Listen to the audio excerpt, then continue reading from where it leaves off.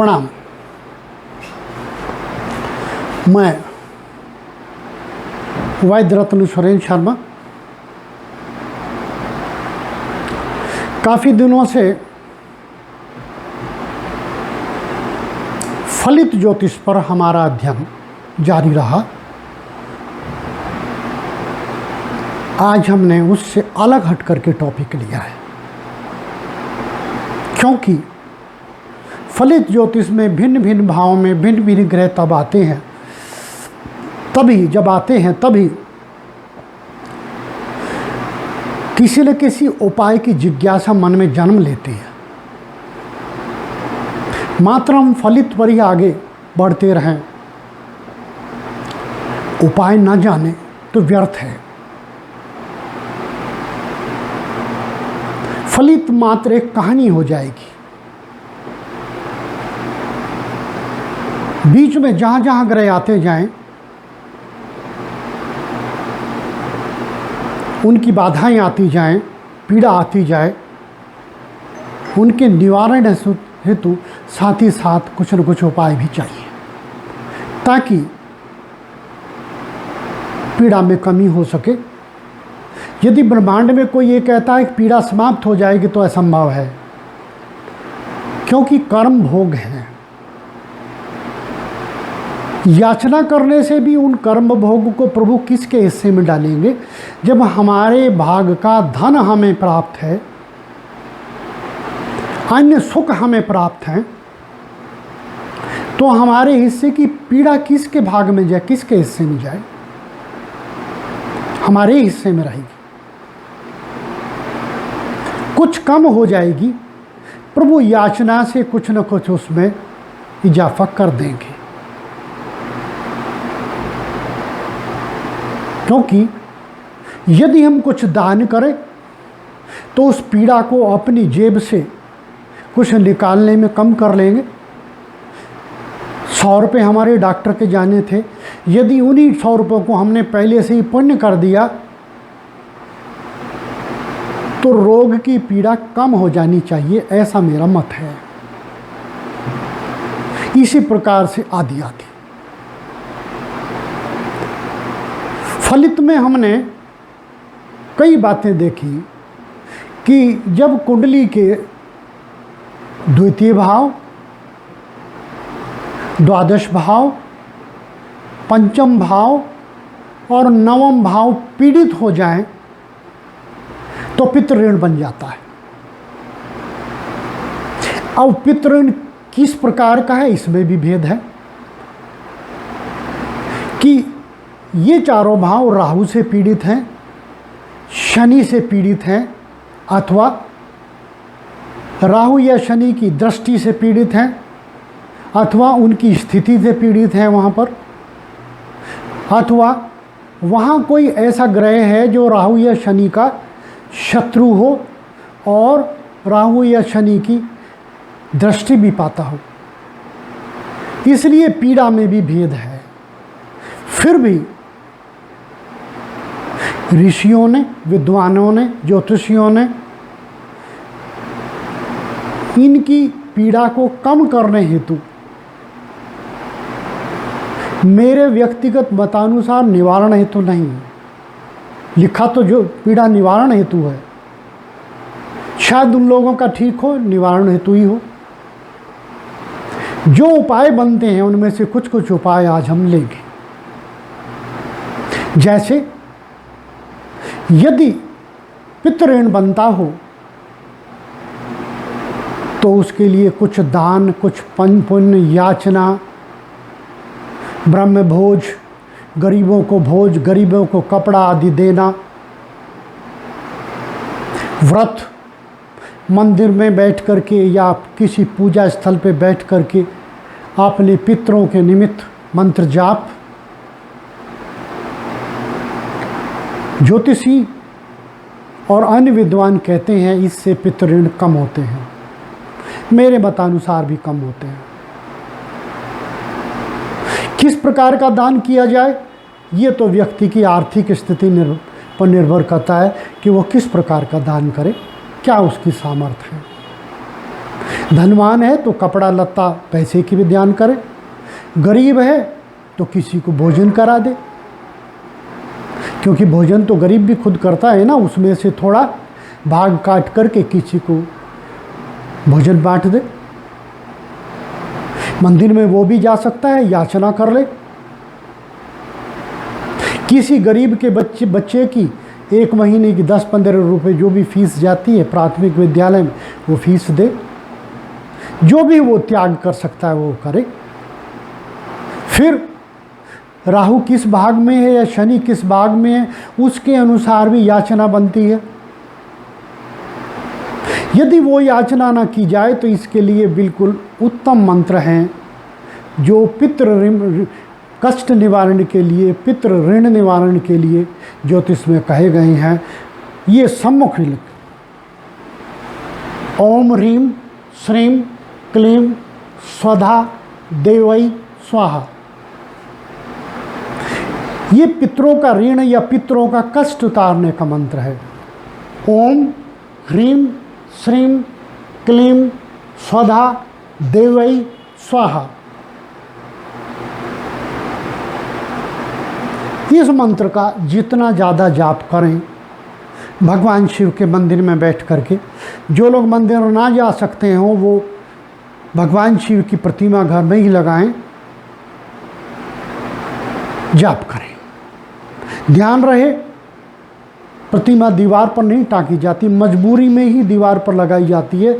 यदि भूमि पर स्थल है और यदि कोई व्यक्ति भूमि पर ना रह करके ऊपर के तलों पर रहता है, फर्स्ट फ्लोर सेकंड फ्लोर, वो भी फर्श पर ही, फर्श कोने में जिधर भी संभव हो सके उधर ही छोटे मंदिर में या किसी और तरीके से भगवान शिव की प्रतिमा स्थापित करे।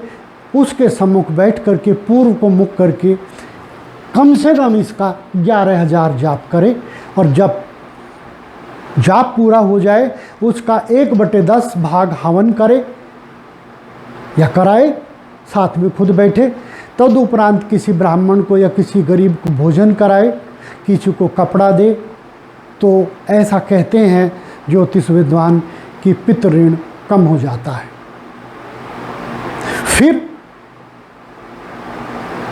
अपने को कुछ चाहिए, पितृ ऋण व्यक्ति तब उतारेगा जब मुझे कुछ चाहिए।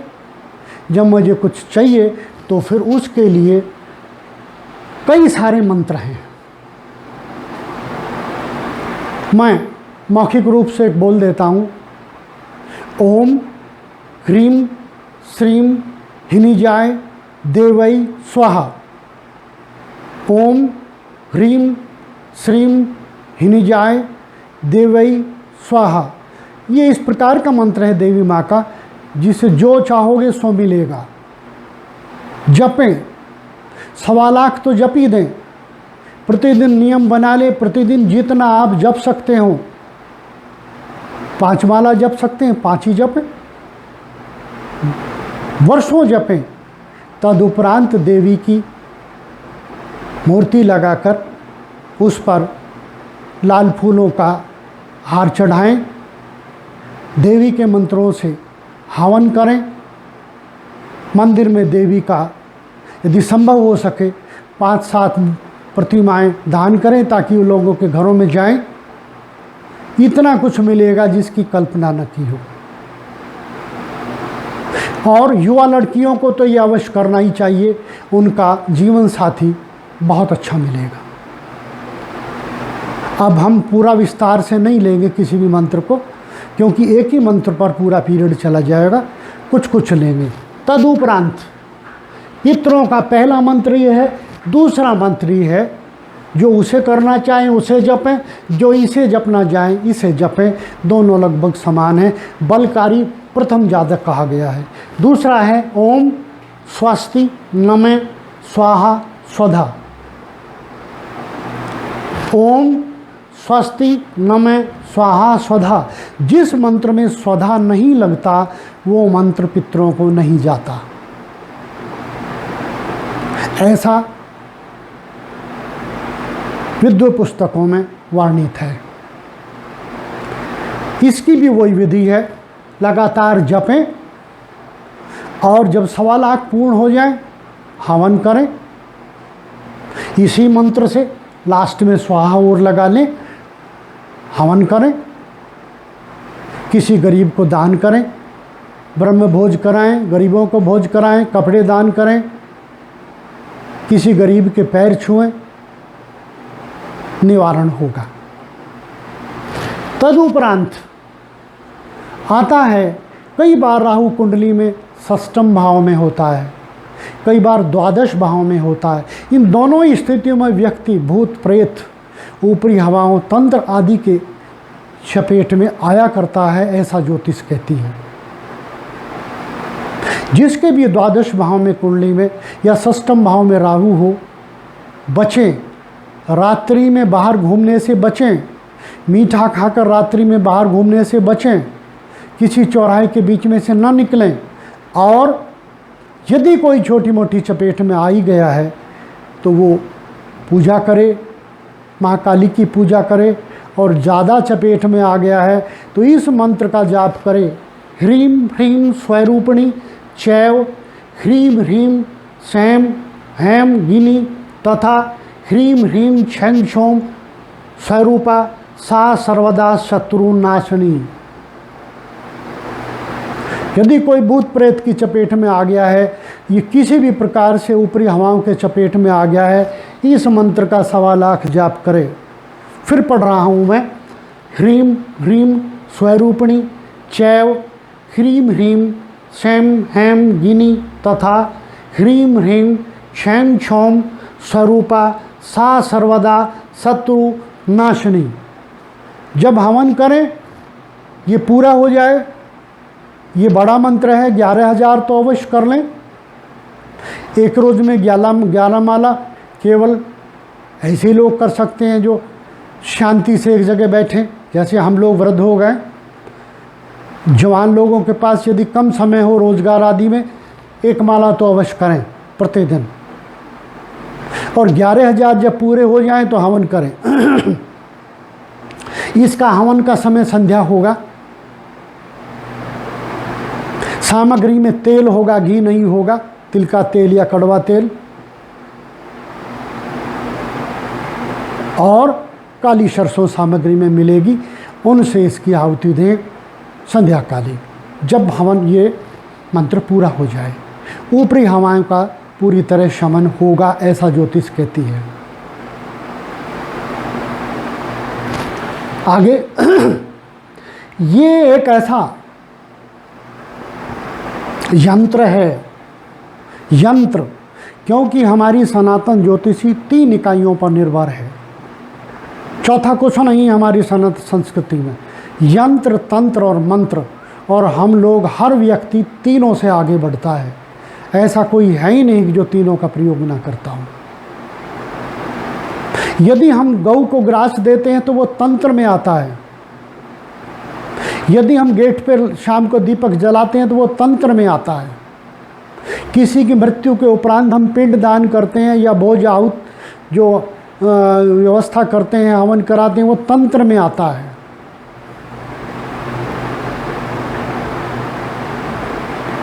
आदि आदि समय समय पर मैं इसका वर्णन करता रहूँगा। ये एक ऐसा यंत्र है जिसे जो चाहिए सो मिलेगा। खुशी चाहिए, नौकरी चाहिए, अच्छा जीवन साथी चाहिए, अच्छा पति चाहिए, उत्तम भोजन चाहिए, घर में साधन संपन्न चाहिए। इस यंत्र को गले में ताबीज में जड़वा कर पहने। तांबे पर संभव हो तांबे पर बनवाएं, पीतल पर संभव हो पीतल पर बनवाएं, और जिनकी आर्थिक स्थिति अच्छी हो वो सोने पर बनवाएं। सोने की जो पत्ती बनवाकर या गोल बनवाकर, जैसे भी इसे बनवाएं। बनवाने के उपरांत इसकी पूजा होगी। कैसे होगी विधि बता देता हूँ। लाल फूलों पर रख करके पंचामृत से स्नान कराएं, फिर लाल फूलों पर रखें। ध्यान रहे पंचामृत में क्या क्या हो, दूध और दही एक साथ ना हो। दूध, शहद, गंगाजल, तुलसी के पत्तों का रस और कुछ अन्य फलों का रस मिला करके 5 चीज़ों का पंचामृत बनाएं, उसमें स्नान कराकर लाल फूलों पर इसे अपने मंदिर में या पूज्य स्थान पर रखें। प्रतिदिन इस पर लाल फूल चढ़ाएं और प्रतिदिन 11 माला इस बीज मंत्र की करें। माला हाथ में ले ले, बोलना है अम अम अम अम अम। 11 माला तो अवश्य करें और ऐसा 45 दिन तक करें। तदुपरांत 45 दिन में जितने आपने किए हैं 11 माला रोज, उसका 1/10 का 1/10 जितना संभव हो सके 1/10 या उसका 1/10 का हवन करें, तर्पण कराएं किसी पंडित से और इसे धारण कर लें। आपको बहुत कुछ प्राप्त होगा, परंतु मेहनत तो करनी पड़ेगी, कुछ कर्म तो करना होगा। यदि व्यक्ति इसे धारण करके सो जाए, घर में टीवी देखे, तो क्या प्राप्त होगा? बस इतना तो प्राप्त होगा, कोई अच्छा मित्र मिल जाएगा, दहेज अच्छा आ जाएगा, लड़की है तो पति अच्छा मिल जाएगा। धन और साधन तो तभी मिलेंगे, कुछ कर्म भी करना होगा।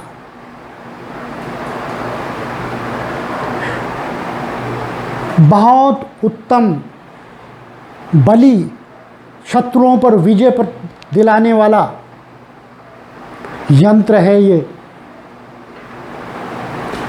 अब आता है आगे, जिसे सबको जिसकी जरूरत होती है, सर्ववशीकरण। लड़की कहती है पति मेरे वश में नहीं, मेरी सुनता नहीं। पति कहता है पत्नी इधर उधर घूमती है, मेरी बात मानती ही नहीं, तनाव में रहता है। नौकर कहता है कि अधिकारी मेरी सुनता ही नहीं, मुझे लताड़ता है। माँ कहती है बेटा मेरी सुनता नहीं। पिता कहता है घर के सभी सदस्य मुझसे विमुख हैं। उन सब का इलाज करने के लिए वो सर्ववशीकरण मंत्र यंत्र सम्मुख है। इस यंत्र को संभव हो सके तो सोने की पत्ती पर, ना हो सके तो पीतल की पत्ती पर बनवा करके, किसी सुनार से बनवा करके, फिर वही पंचामृत में स्नान कराएं, लाल फूलों पर रखें, लाल कपड़े पर लाल फूल रखें, तदुपरांत इसको स्थापित करें। प्रतिदिन इस पर लाल फूल चढ़ाएं, लाल कपड़े से ढक दें, पंचामृत रोज छिड़कें या गंगा जल तो कम से कम छिड़कें और 45 दिन तक इस मंत्र का जाप करें। स्वाहा स्वाहा स्वाहा स्वाहा 45 दिन तक इसका 11 माला प्रतिदिन जाप करें। फिर जितना करें उसका 1/10 भाग का हवन करें और किसी पंडित से इसका 1/10 के 1/10 का तर्पण कराएं। तर्पण व्यक्ति स्वयं नहीं कर पाता, पंडितों को उसके लिए मंत्र बोलने पड़ते हैं, कुछ व्यवस्थाएं करनी पड़ती हैं, तो कुछ सहारा पंडित का भी लेना पड़ेगा। और फिर जिस दिन ये कर्म संपूर्ण हो, अपने इष्ट देव को और अपने पितरों को ध्यान में रखते हुए इसको पीले धागे में गले में धारण कर लें। तदुपरांत हर रोज 1 माला कम से कम स्फुम स्वाहा, मैंने पहले गलती से आधा बता दिया, स्वाहा ये है स्फुम स्वाहा। 11 मालाएं स्फुम स्वाहा की करनी है, बाई मिस्टेक मैंने स्वाहा बोल दिया, ये छूट गया। पूर्ण मंत्र है स्फुम स्वाहा। 11 माला इसी से करेंगे, स्फुम स्वाहा स्फुम स्वाहा। और इसी से 1/10 भाग से हवन कराएं। 1/10 के 1/10 भाग से जो शेष बचे, लगभग 1/100 हो गया, जितने हमने मंत्र किए हैं उससे तर्पण कराए। फिर किसी गरीब को भोजन कराए, पंडित का आशीर्वाद ले, अपने इष्ट देवों का आशीर्वाद ले, उनकी याचना करे, अपने पितरों को कुछ दान करे और फिर उस दिन इसे गले में पीले धागे में धारण कर ले। कुछ ही दिनों के बाद परिवर्तन शुरू हो जाएगा। जो इच्छा है, जिसे अपने वश में करना चाहते हैं, होना शुरू हो जाएगा। कितना होगा ये आपकी आस्था पर निर्भर करेगा, आपकी इसमें कितनी आस्था है और प्रतिदिन आप इसकी एक माला करते हैं या नहीं, ये तो आपने देखना है। इस प्रकार आज का पाठ पूर्ण होता है। आशा है आपको भाया होगा। यदि भाया हो तो आप इस चैनल को लाइक और सब्सक्राइब करें। प्रणाम।